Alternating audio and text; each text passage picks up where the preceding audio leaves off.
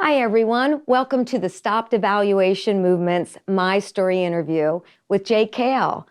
Thank you so much for being a part of this interview. Thanks, Melody. It's great to be here. I love hearing people's stories, and my desire is for your story to impact the lives of those that are listening now.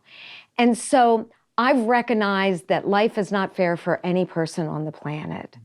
Could you share with me some things that took place in your life that were devaluing, dehumanizing, things that tried to just shut you up, silence you, push you back? Yeah, so I grew up in actually a very wonderful family, had a great family life, very secure family, loving family.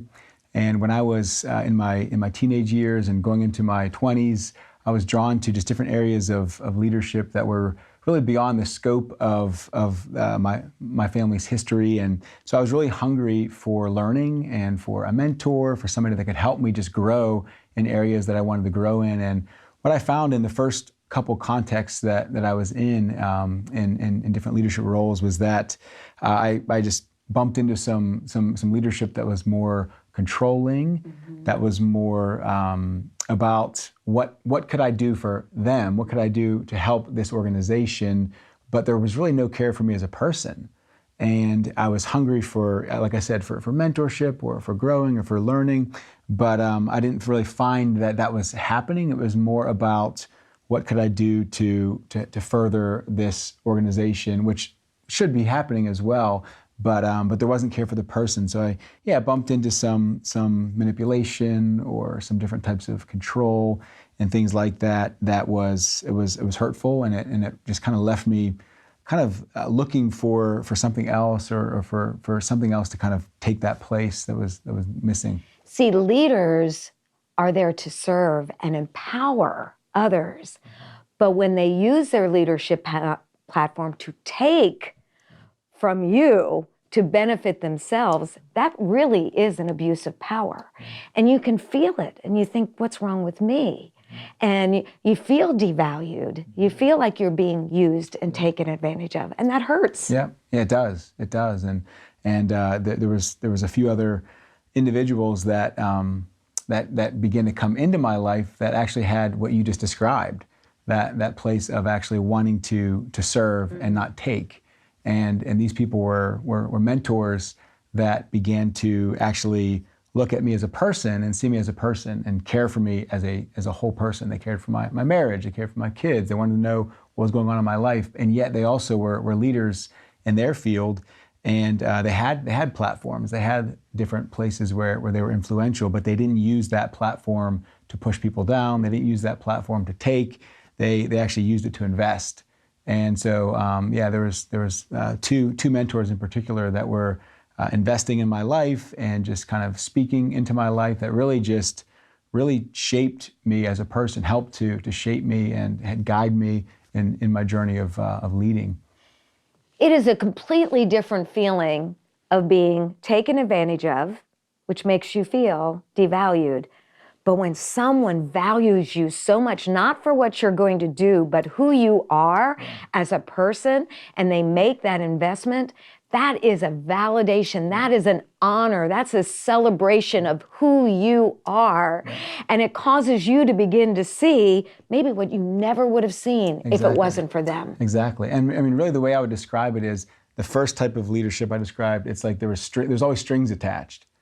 You always felt like there were strings attached. So that second type, those mentors that came, there was no strings attached. And they just invested without any expectation that I was going to give something to them. It was just more out of their love, their heart, just their character.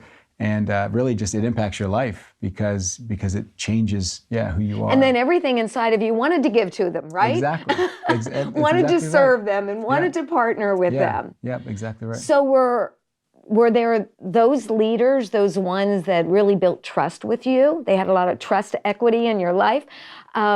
Were they there at times that were very difficult for you? Yes, yeah, absolutely. In fact, sometimes we're navigating different types of changes in our life or decisions, big decisions, transitions, or maybe moving to a different location or having a job change.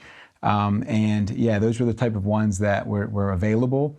and that would even sit down and just meet with me and talk to me, talk to my wife, have conversations, and just help navigate through difficult circumstances, challenging decisions that we were making, some of those life-changing type things. And yeah, they were always there and willing to impart what they had. So you saw justice-motivated leaders and leaders that probably didn't realize it, but were instruments of injustice in a lot of ways. Yeah. So through that, you began to see what type of leader you wanted to be. Yeah. So now how do you, Jake Kail, generate value in your world? Yeah, so in the community that I'm serving in, I really do my best to model what I was shown through those mentors, and that leadership is about giving. It's not about taking, and it's not about control. And so my heart is to see people be everything that they're meant to be, and to use their gifts the way they're meant to use their gifts to thrive. I want to create an environment where people can actually thrive. They can be themselves. They can be free. They can grow. And so looking for people to invest in, and then letting them grow and thrive as they grow in their own leadership callings, and also having an attitude and a heart that says, I want them to outgrow me. Ah, there you go. I want them to, go beyond anything that I've done and just outgrow me. And I think that value is so important. You can see it how people grow in that environment. They thrive in that environment. I think partnership is more powerful than legacy. If we have partnership, we will leave a legacy. But I would rather partner with someone than to be over them or just pass on to them when I'm no longer here. Okay, Melody's gone, now she can leave a legacy.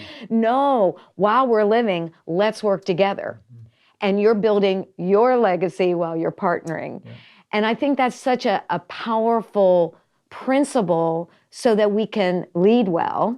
We can love much. It's very safe to love that way. And that we can be leaders that really impact our communities and impact our nation.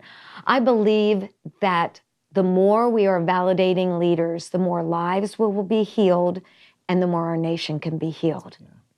So is there a passion on the inside of you when it comes to your community or your nation? Absolutely. Yeah, I mean, there's a passion there because I believe we're all created with a desire to see things change, to see good come, to see justice come, and so yeah, there's areas where I want to see people walking in what God has called them to walk in, freedom, and to fulfill the purpose that they have for being on this earth. Well, Jake, may there be many more leaders just like you. Thank you so much for being a part of the Stop Devaluation movement.